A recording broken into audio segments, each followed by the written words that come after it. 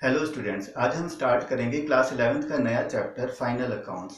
Final accounts को हम financial statements भी बोलते हैं और फाइनल अकाउंट जो है ट्रायल बैलेंस बनने के बाद बनता है। तो फाइनल अकाउंट्स में दो चीज़ होती है।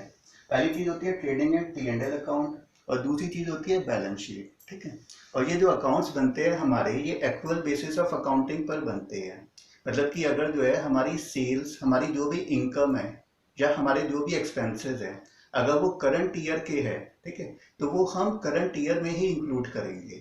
जैसे मान लो अगर हमने सेल की है क्रेडिट पे, ठीक है, तो क्रेडिट पे सेल की, इसका मतलब कि उसका जो कैश है, उसका पैसा है, वो हमें करंट ईयर में नहीं मिला, वो हमें नेक्स्ट अकाउंटिंग ईयर में मिल रहा है अगर, ठीक है। लेकिन सेल्स तो वो करंट ईयर की ही है, तो उसको हम, अगर क्रेडिट पे भी सेल्स हो रही है तो उसको भी हम करंट ईयर की अकाउंटिंग में ही इंक्लूड करेंगे। ठीक है। इसी टाइप से मान लो कोई एक्सपेंसेस है, ठीक है, मान लो सैलरी आउटस्टैंडिंग है, ठीक है, हमको सैलरी पे करनी है लेकिन हमने पे नहीं की है, ठीक है, तो जो एक्सपेंस है सैलरी आउटस्टैंडिंग है तो वो करंट ईयर का ही एक्सपेंस, ठीक है, लेकिन वो हमने पे नहीं की है, तो सैलरी आउटस्टैंडिंग को उसको हमको करंट ईयर में ही काउंट करना है।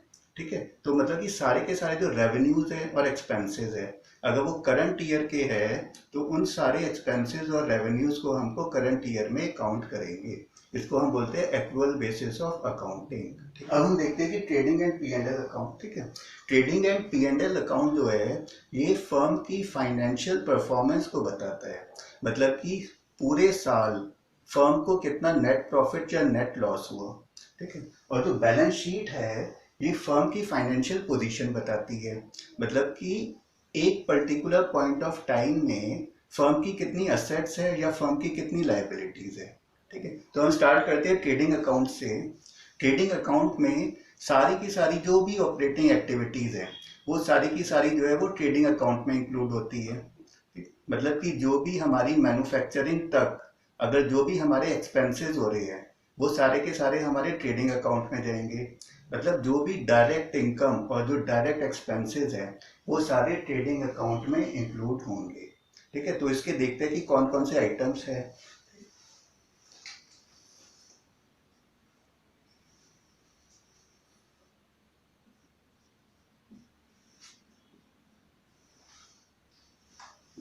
क्योंकि ट्रेडिंग अकाउंट हमारा नॉमिनल अकाउंट है, ठीक है, तो डेबिट साइड हमारे सारे एक्सपेंसेस आएंगे और क्रेडिट साइड हमारी सारी इनकम्स आएगी। ठीक है।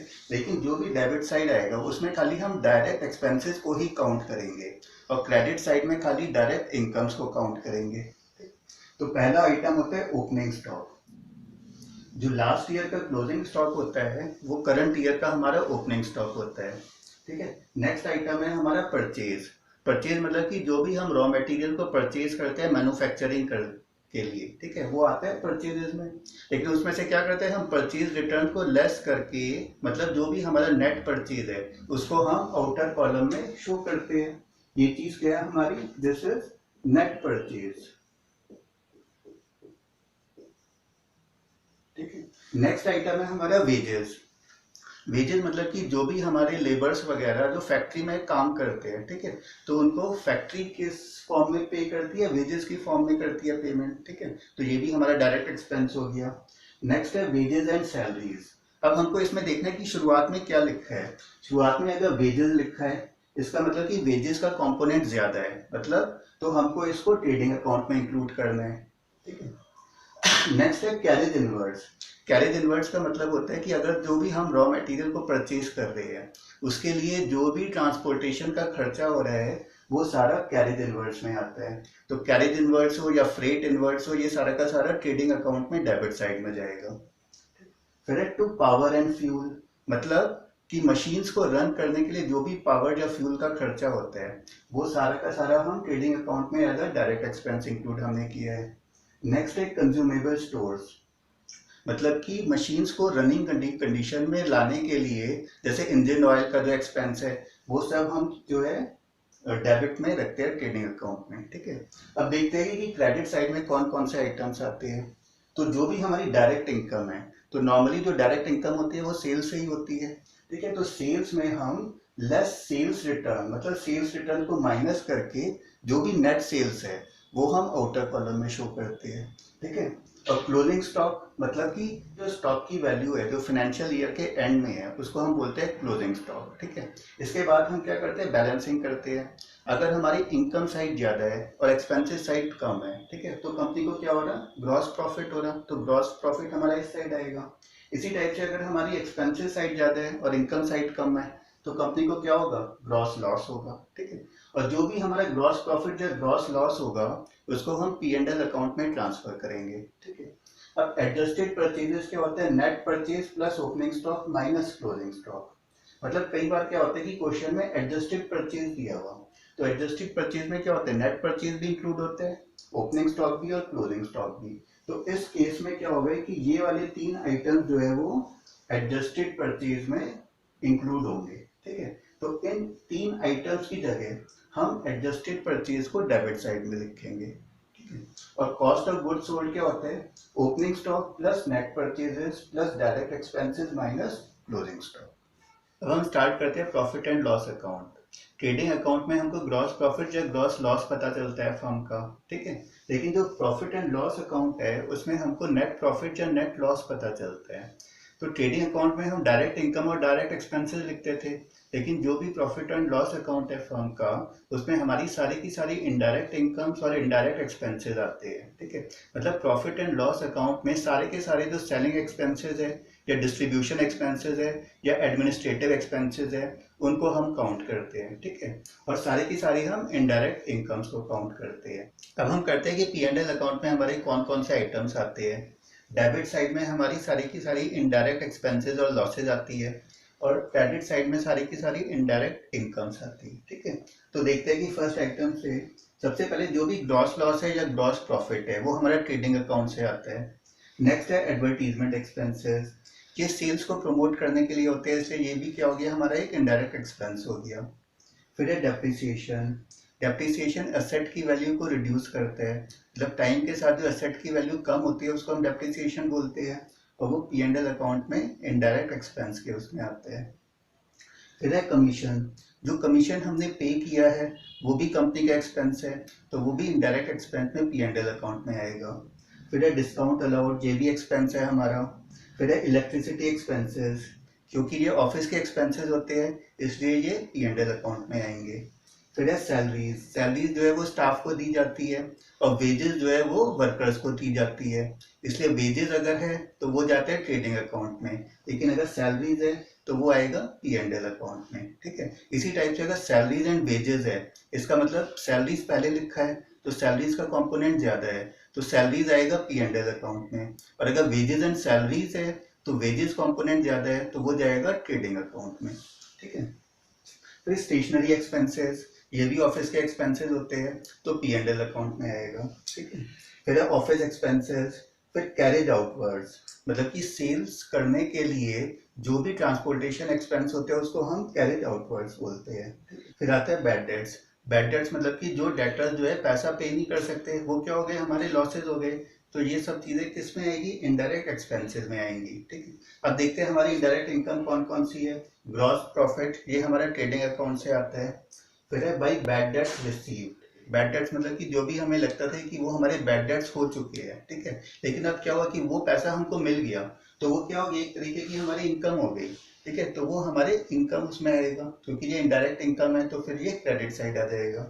फिर है डिविडेंड्स ऑन शेयर्स, ठीक है, इसी टाइप से इनकम फ्रॉम इन्वेस्टमेंट, मतलब फर्म ने जो भी इन्वेस्टमेंट की है उस पर अगर कोई भी इनकम मिल रही है तो वो भी क्या हो गया, हमारी इनडायरेक्ट इनकम हो गई।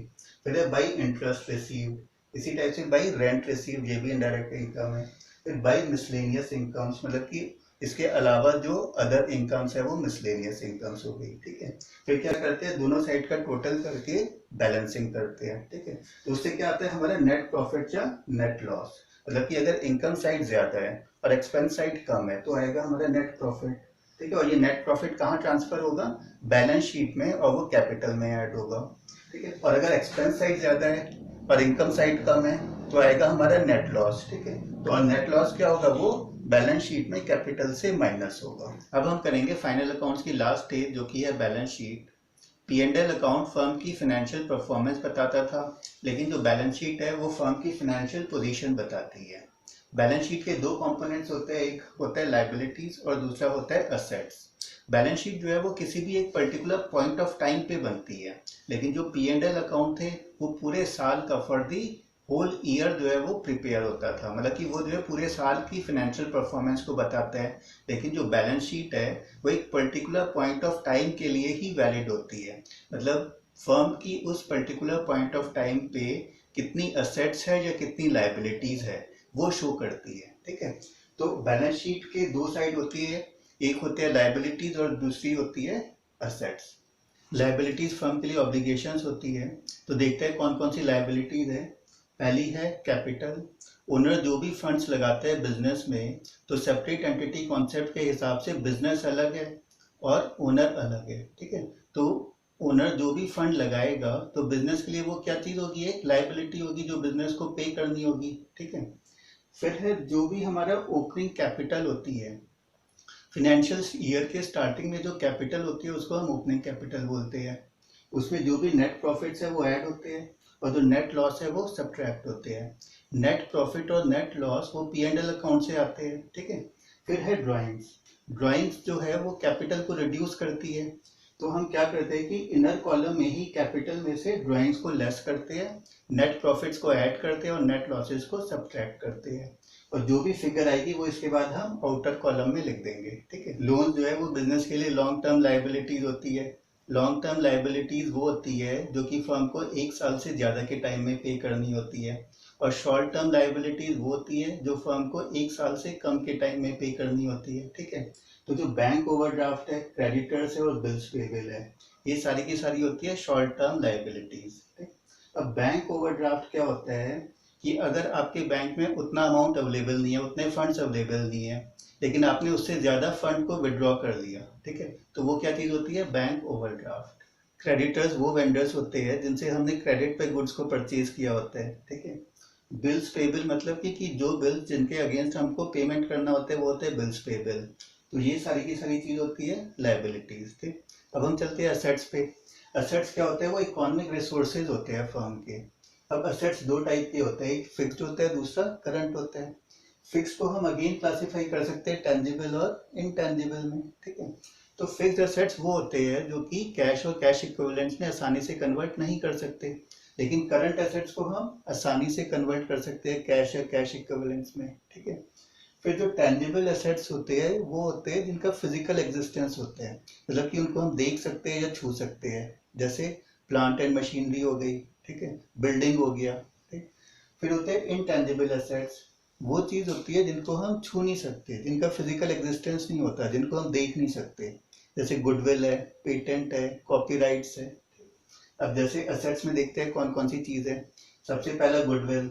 गुडविल अभी बताया कि कौन सा होता है, इनटेंजिबल एसेट। ठीक, फिर land and building, plant and machinery, furniture, ये सब कौन से होते हैं, फिक्स्ड और टेंजिबल होते हैं। ठीक है, फिर होता है इन्वेस्टमेंट्स। अब फर्म जो है कहीं भी इन्वेस्ट कर सकती है, जैसे शेयर्स परचेज कर सकती है। ठीक है, तो वो सब क्या चीज़ हो गई, इन्वेस्टमेंट हो गई। फिर होता है क्लोजिंग स्टॉक। जो स्टॉक हमारा फाइनेंशियल ईयर के एंड तक बिका नहीं है वो सब किस में आ गया, क्लोजिंग स्टॉक में आ गया, तो वो भी हमारा असेट हो गया। फिर होते हैं डेटर्स, जिन लोगों को हमने क्रेडिट पे सेल किया है सामान को। ठीक है, वो चीज़, वो लोग कौन हो गए, हमारे डेटर्स हो गए, तो उनसे हमको पैसा चाहिए होता है। ठीक है, तो वो हमारे लिए क्या हो गया, एक असेट हो गया। फिर होते हैं बिल्स रिसीवेबल, जिन बिल्स के अगेंस्ट जो है हमको पैसा मिलेगा उनको बोलते हैं बिल्स रिसीवेबल, तो वो भी असेट हो गया। फिर है कैश एट बैंक, जो पैसा हमारा बैंक में होता है या जो हमारे हाथ में होता है वो सब हमारे लिए क्या हो गए, एक असेट हो गए। और लास्ट में क्या होता है कि जितनी भी लाइबिलिटीज है और जितने भी असेट्स है, ठीक है, उनका टोटल इक्वल आना चाहिए। अगर इक्वल नहीं आएगा इसका मतलब कहीं ना कहीं हमने गलती की है।